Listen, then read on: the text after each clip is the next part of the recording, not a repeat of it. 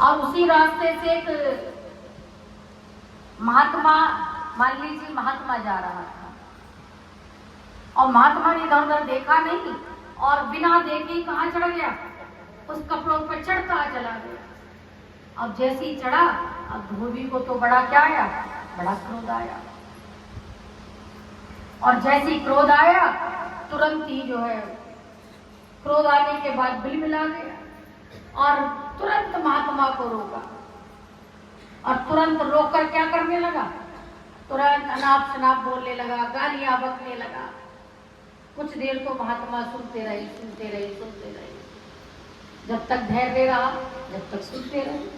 और जब कई घंटे तक सुनते रहे तो ये बात भगवान को पता लगी। द्वारिकानाथ देख रहे थे और सोच रहे थे, देखो मेरे महात्मा को कितनी अनाप शनाप धोबी गाली बके चले जा रहा है। तो तुरंत खड़े हुए कि चले, हम देखते हैं क्या कर, हम थोड़ा सा चलकर रक्षा करते हैं अपने भक्त की। तो जैसे खड़े हुए रुक्मणी ने कहा, महाराज कहाँ जा रहे हो? कहा, अरे हमारा एक भक्त है, उसे धोबी बहुत गाली दिए चला जा रहा है, हम उसकी रक्षा के लिए जा रहे हैं।